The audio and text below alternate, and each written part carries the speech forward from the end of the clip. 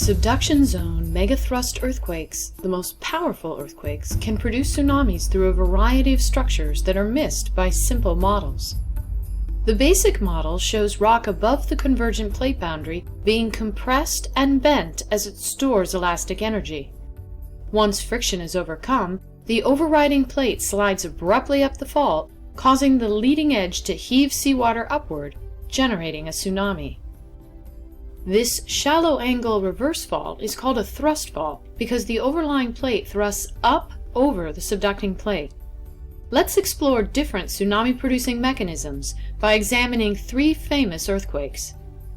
In 2011, the magnitude 9 Japan earthquake ruptured a fault area 500 kilometers long by 200 kilometers wide, over an interval of nearly 3 minutes.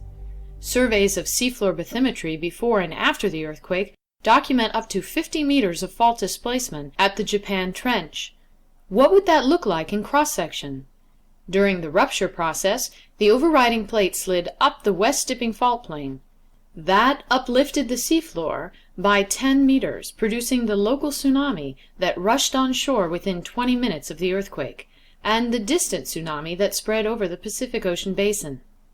Due to effective emergency education, 96% of the citizens evacuated the tsunami inundation zone to survive this natural disaster.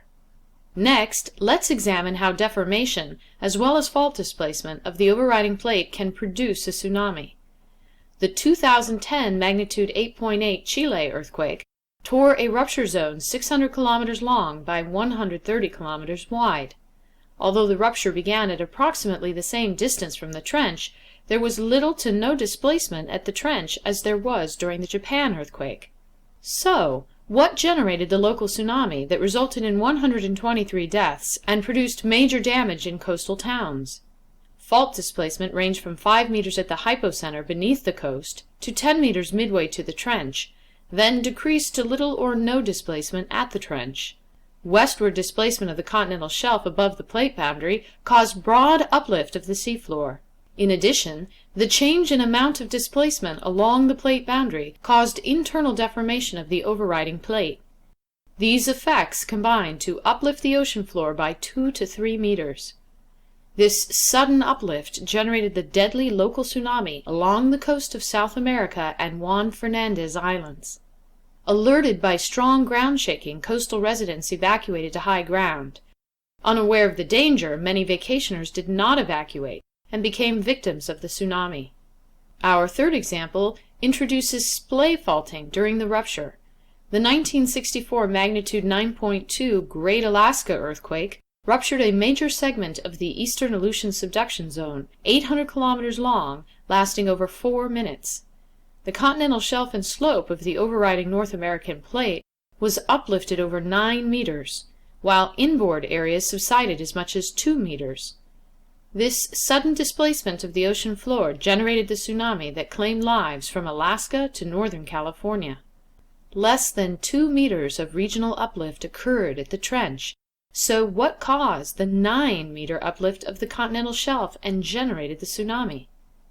In this example, we will show that there were 3 contributing factors to the devastation that ensued. With few seismometers in the region in 1964, the progression of the rupture relative to the splay faults is unknown. For simplicity, we'll show plate boundary displacement branching into splay faults.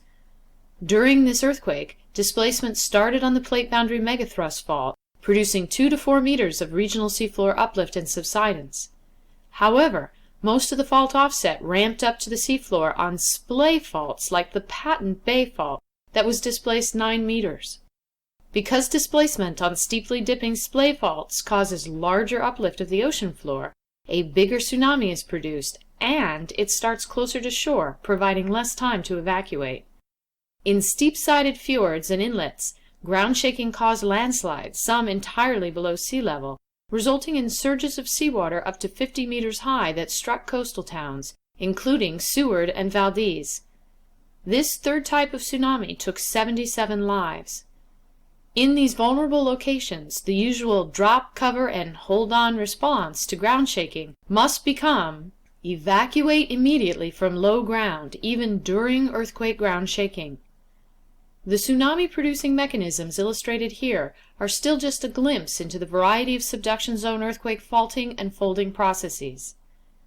The Alaska 1964, Chile 2010, and Japan 2011, as well as the catastrophic 2004 Sumatra subduction zone megathrust earthquakes, have delivered powerful lessons that rapid evacuation of tsunami inundation zones is a life-saving emergency response.